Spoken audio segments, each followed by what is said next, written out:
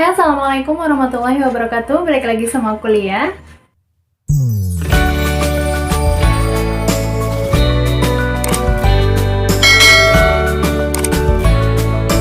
Di video kali ini aku mau bawain cerita dari zaman penjajahan yang juga udah ada di buku mapel sejarah yang kita punya dan kita pasti tahu, yaitu Culture Stelsel atau sistem tanam paksa. Tanam paksa adalah era yang paling eksploitatif dalam praktik ekonomi Hindia Belanda, guys. Bahkan nih ya, jauh lebih kejam dan lebih keras dibanding sistem monopoli VOC. Karena petani harus menanam tanaman tertentu, yakni tanaman ekspor gitu, dan sekaligus menjualnya dengan harga yang ditetapkan oleh pemerintah karena ada sasaran pemasukan negara yang sangat dibutuhkan oleh pemerintah Belanda. Dan di balik pedihnya era tanam paksa ini pasti ada dalangnya dong. Siapa lagi kalau bukan Van den Bosch? Kita semua udah pasti tahu lah ya.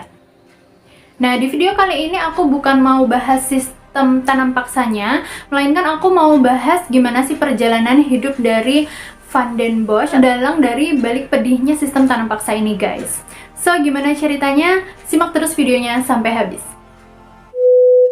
Van den Bosch memiliki nama lengkap Johannes Graf van den Bosch. Dia lahir di Herwijnen, Lingewaal pada tanggal 1 Februari 1780, guys. Dia adalah gubernur jenderal Hindia Belanda yang memerintah antara tahun 1830 sampai 1833. Si Bosch ini mengawali karirnya sebagai pekerja mekanik gitulah, guys, di Kesatuan Militer Belanda. Nah, pada tahun 1797, ia secara sukarela dikirimkan ke negara jajahan yakni Hindia Belanda dan naik pangkat menjadi letnan. Dia waktu itu sih mikirnya barangkali kalau aku merantau ke tanah jajahan, aku bisa mendapatkan kehidupan yang lebih baik gitu, guys. Terus dia sampai di Batavia untuk pertama kalinya itu tahun 1798. Saat VOC bangkrut pada tahun 1799, dia tetap memilih untuk tinggal dan mengabdi kepada Kesatuan Militer Belanda. Bosch juga pernah menjadi asisten pribadi dari Gubernur Jenderal Van Overstraeten dan berjasa dalam mempertahankan benteng Batavia dari serangan Inggris pada tahun 1801. Berkat jasanya inilah dia dihadiahi jabatan yang cukup bagus lah.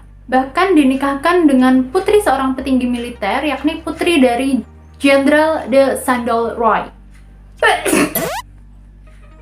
Alhamdulillah. Tapi di tengah puncak karir si Bosch ini, pada tahun 1808, Herman Willem Daendels datang ke Hindia Belanda dan mengambil alih pemerintahan sebagai gubernur jenderal. Dan tanpa alasan yang jelas, Bosch memilih untuk mundur dari kemiliteran dan menjadi pengusaha. Jadi nih guys, kayaknya ada perselisihan antara Daendels dan keluarga Bosch gitulah, sehingga si Bosch ini merasa nggak nyaman lagi bekerja di Kesatuan Militer Belanda. Nah, si Bosch ini kan resign ya, dia keluar dari Kesatuan Militer dan dia dapat pesangon. Nah, dari uang pesangonnya tersebut dia membeli beberapa ribu hektar di sekitar Batavia. Nah, di sana dia membangun areal perkebunan yang sempat diolah selama 2 tahun. Nah, tapi nih guys, selama berjalannya waktu itu, nah, keluarga Bosch sama Daendels atau gubernur jenderal yang ibaratnya kayak presidennya tanah jajahan gitulah, mereka kan emang kurang akur. Akhirnya, pada tahun 1810, Bosch terpaksa pulang ke Belanda karena perselisihan ayah mertuanya dengan Daendels. Nah, terus kan perkebunannya jadi nggak keurus ya. Tetapi di saat yang bersamaan, Bosch memikirkan sebuah sistem untuk mengatasi kemiskinan di wilayah koloni. Katanya sih gitu ya, ini menurut antropolog asal Kanada yakni Scrawers. Untuk benar atau enggaknya informasi ini ya kita telan dulu aja lah ya. Nanti kalian nilai sendiri aja gimana perjalanan dari Van den Bosch ini. Nah, ketika memikirkan sistem untuk mengentaskan kemiskinan di wilayah koloni itu tadi, si Bosch banyak belajar dari Jawa di masa kekuasaan Daendels. Waktu itu namanya bukan tanam paksa ya, yang jelas ya. Waktu itu namanya adalah sistem kultivasi atau sistem budidaya atau culture stelsel itu tadi. Yang jelas kalau dikasih nama sistem tanam paksa ya nggak ada yang mau menjalaninya gitu. Dalam sebuah tulisan yang terbit pada tahun 1818, Bosch bilang pengalamannya membuka perkebunan di sekitar Batavia sebagai inspirasi di balik pembangunan perusahaan amal sekaligus koloni yang berbasis pertanian. Di Belanda sendiri, Bosch mendirikan sebuah koloni pertanian di Veldhuizen, Provinsi Drenthe. Menurut Bosch, petani di wilayah koloni atau wilayah jajahan itu malas menggarap lebih banyak lahan sehingga mereka tuh nggak pernah kaya. Jadi menurut si Bosch, menurutnya dia nih ya, petani membutuhkan pelatihan kedisiplinan supaya bisa menjamin surplus produksi bahan-bahan kebutuhan pokok. Tujuan utamanya tidak hanya untuk mengentaskan kemiskinan, tetapi juga untuk mencetak warga negara yang dibentuk melalui penanaman disiplin. Ini menurut aku pribadi ya, si Bosch ini kayak terlalu sotoy deh. Soalnya kenapa? Kan dia dari awal itu basicnya emang berada atau berkarir di dunia militer. Terus dia resign dan membuka lahan perkebunan itu baru 2 tahun. 2 tahun untuk membuka lahan perkebunan itu kayaknya waktu yang sangat tidak cukup untuk dibilang sebagai inspirasi gitu loh. Jadi dia kan ngelola perkebunannya itu baru 2 tahun terus ditinggalin gitu aja, dia balik ke Belanda lagi kan. Dan dia sampai di Belanda tuh udah langsung ngeklaim yang pertama, pengalamannya membuka perkebunan di dekat Batavia itu adalah sebuah inspirasi. Yang kedua, petani di wilayah koloni itu malas menggarap lahan yang lebih banyak. Meskipun seandainya dia punya banyak pegawai buat menggarap lahannya yang beribu-ribu hektar itu, kayaknya waktu 2 tahun itu adalah waktu yang sangat singkat buat bisa disebut sebagai inspirasi gitu loh guys. Ya aku nggak tahu ya, entah dia sotoy, entah dia kurang ilmu, polos, atau emang sengaja kayak gitu. Gimana menurut kalian? Coba komen di bawah. Oke, kita lanjut ke pengangkatan Johannes Graaf van den Bosch menjadi Gubernur Jenderal Hindia Belanda.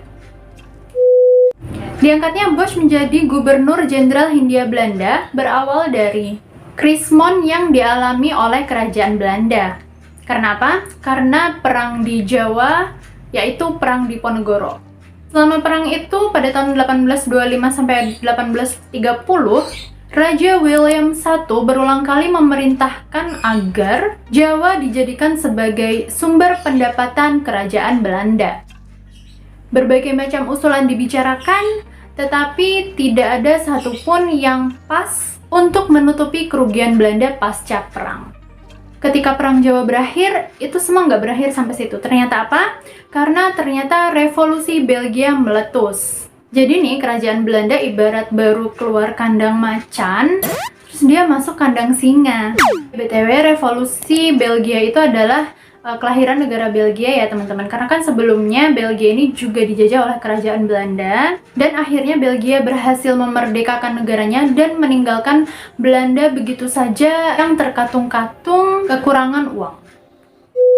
Pada tahun 1828, Bosch dipanggil oleh Raja William I dan ia ditunjuk sebagai juru selamat untuk mengisi kas kerajaan dari hasil eksploitasi Hindia Timur atau wilayah Jawa. 1 tahun setelahnya, sambil membawa rancangan sistem yang katanya sistem untuk mengentaskan kemiskinan di wilayah koloni itu tadi, alias Cultuurstelsel itu tadi, Bosch datanglah ke Hindia Belanda untuk yang kedua kalinya sebagai Gubernur Jenderal, dan dia tiba di Batavia pada tahun 1830.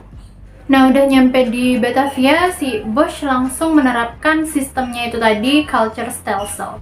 Bosch menciptakan Cultuurstelsel ini sama kayak model koloni pertanian yang ia ciptakan di Belanda, yang pernah dia terapin di Provinsi Drenthe itu tadi loh. Menurut Bosch, kondisi sosial dan ekonomi antara wilayah jajahan dan Belanda itu mirip. Keduanya punya tingkat kepadatan penduduk yang rendah dan sangat bergantung kepada sektor pertanian, dan lahan garapannya ini masih sangat luas. Saat merancang sistemnya itu, Cultuurstelsel, eksploitasi sebenarnya bukan satu-satunya tujuan dari Van den Bosch. Menganggap sistemnya tuh ibarat institusi sosial untuk meningkatkan kemakmuran rakyat di wilayah koloni. Itu katanya sih gitu ya, menurut Scholars tadi loh. Tapi ini ya, balik lagi ke diri kita masing-masing ya. Bosch memimpikan sebuah sistem yang bebas dari liberalisme dan gak kayak sistem buatan Raffles yang berkutat pada sewa dan pajak tanah. Petani Jawa yang masih hidup dalam kemiskinan lebih baik dibebani pajak yang tidak menghabiskan uang mereka.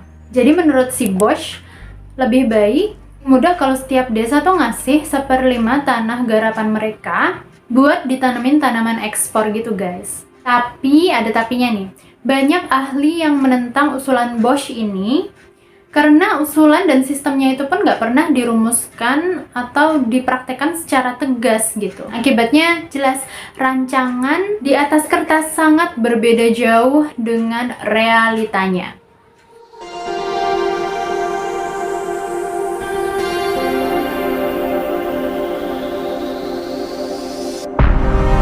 Itulah petani malah jadi korban. Bahkan di Cirebon, ribuan petani meregang nyawa.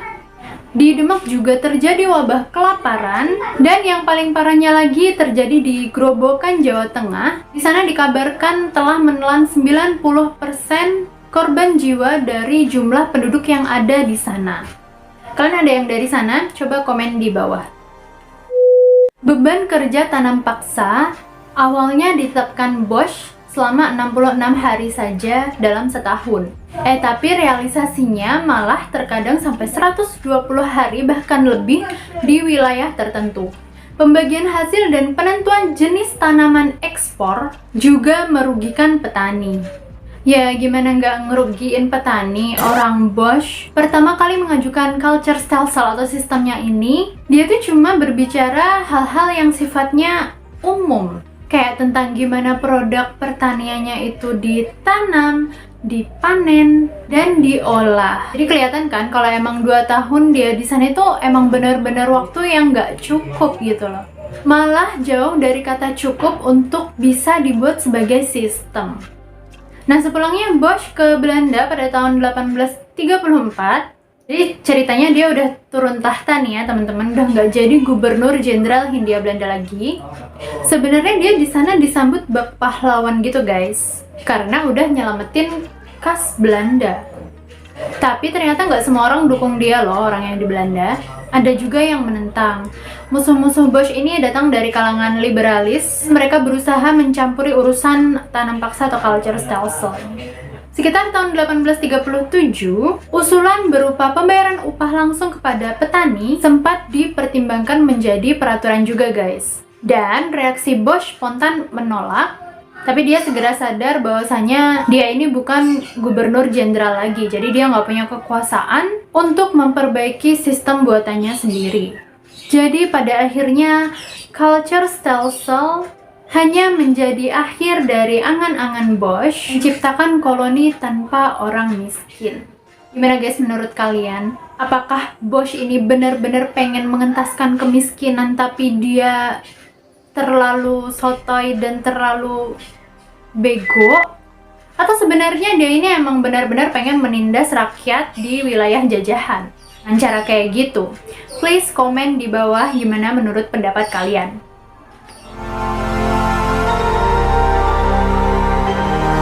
Sekian dulu cerita dari perjalanan hidup Van den Bosch yang aku bawakan ini. Semoga bermanfaat.